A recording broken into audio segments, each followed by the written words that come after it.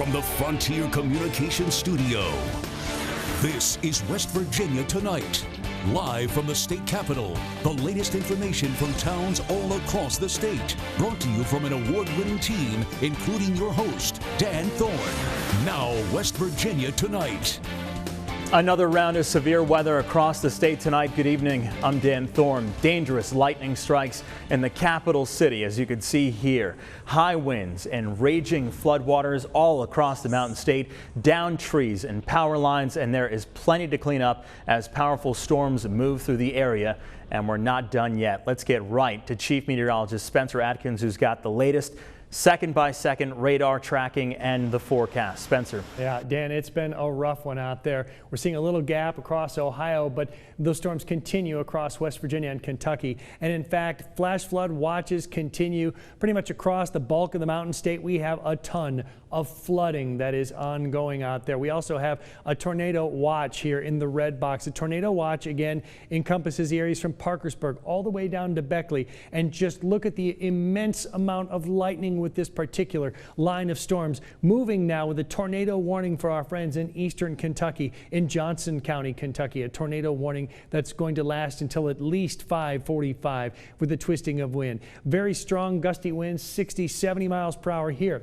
More flooding rain. We've already seen 6 inches of rainfall, a flood emergency in the Richwood community. There's the mayor and asking people to not attempt to drive around that area. Clendenin, West Virginia. We understand that that community is surrounded by water once again. Water in downtown Spencer, West Virginia. This is the final limitation of the storms, if you will, from Parkersburg back to south of Columbus and over towards Cincinnati. If you're north of that, you are much better. Wheeling, Clarksburg is doing much, much better. Martinsburg, well. But again, this is going to move into southern West Virginia again with more rain. There will likely be more flooding southeast Kentucky, and again here in the eastern portion of the state. It is just it's awful. I mean, in terms of flooding, there's no two ways about it, because there's a lot of heat left, a lot of humidity, and we have much calmer conditions again in Clarksburg, Wheeling, Morgantown as we speak. So Dan, again, we have seen 6 and 7 inches of rainfall estimated, which is why we have those emergencies in areas that stretch from eastern Kanawha County through Clay into Nicholas, into Greenbrier County in specific, the greatest areas of concern at this very moment. Spencer, thanks so much. Well, we have some breaking news tonight. Search crews are looking for a child after he falls into the Big Wheeling Creek. Police in Ohio County say the boy is 8 years old, 4 feet tall, and weighs around 60 pounds. His shoes were seen floating down the creek. Divers are on their way to the scene right now. Be sure to stick with your local station for the very latest on this story. Well, our statewide team coverage continues tonight in Greenbrier County. Sydney Shalafo is live with a look at the conditions there. Sydney.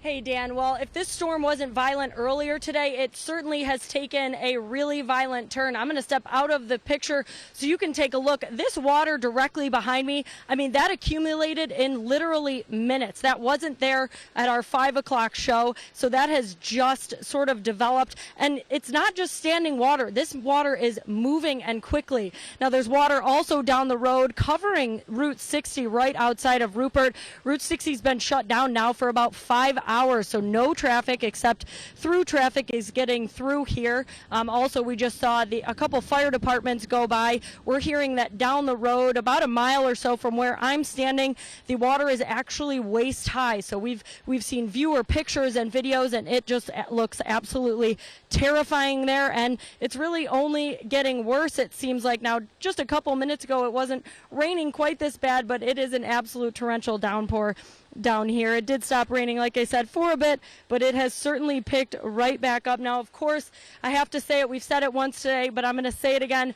Don't drive through that water. We've seen a couple people attempt it, and it's just dangerous. You know, you can get swept away really easily, and it's just not a smart move. They don't want to have to come rescue you out of all that rapid moving water. But that's the latest here in Greenbrier County. Reporting for West Virginia Tonight in Greenbrier County, I'm Sydney Shalafo. All right, Sydney, be safe out there. Thank you. Well, the South Charleston neighborhood is recovering tonight. Several neighbors in the area of West Avenue and Kentucky Street say that today's storms knocked down their trees. Right now, many large branches, as you see here, are lying on the side of the road, in yards, and even on top of houses. Many neighbors are still waiting to get these downed trees out of their yards. Right now, all's clear on the highway. A different story this morning when a tree crashed on I-64 in Putnam County. DOH crews shut down the fast lane between Taze Valley and Hurricane for about 45 minutes. They used saws to cut the trees and also swept the lane to get it clear. And a road split between Kanawha and Lincoln counties is back open tonight after a rock slide. DOH crews closed off the 1400 block of Childress Road in Alum Creek this morning as they work to clean up this area. And as these dangerous storms are rolling through, high winds continue to be a problem tonight. Alex Hines has more from Lewis County.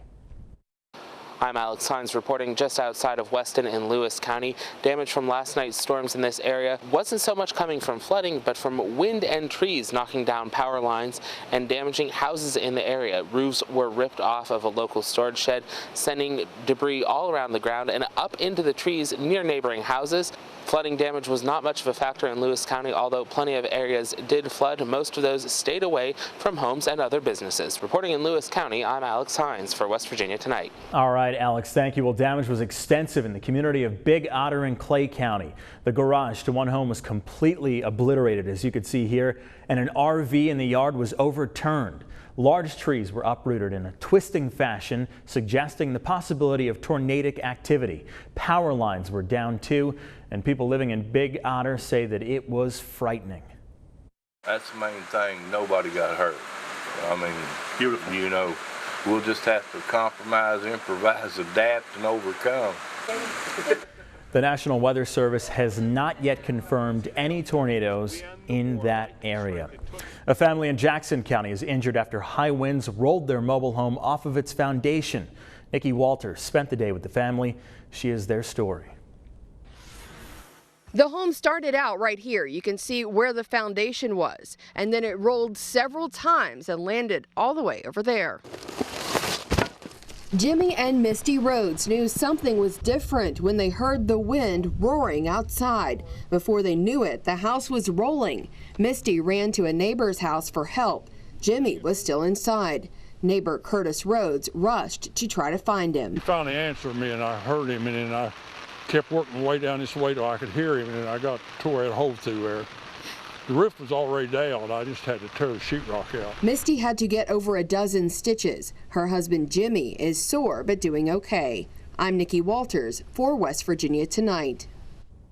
All right, well, you need to stay safe. Do not drive through these floodwaters, as Sydney said in her live shot before. Police say that a lot of people are trying to drive through what looks like just a few inches of water, but even just those few inches can be extremely dangerous. Even with a little water on the road, drivers are at the risk of hydroplaning or even being swept away. The higher the water, the greater the risk. You know, if you see water crossing the road, don't try to cross it, because if you get in it and get stranded, then people have to come out and try to rescue you. So we're asking people that use the slogan, turn around, don't drown. And out there on those roads, looks can be deceiving. It's often much deeper than what it looks like, which at the very least may cause damage to the motor of your vehicle. Ahead on West Virginia Tonight, a grisly murder investigation as police are looking for answers after an elderly woman is found dead. And as we go to break tonight, here's a live look outside of I-64 in Nitro. We're tracking the very latest on these storms. Stay with us.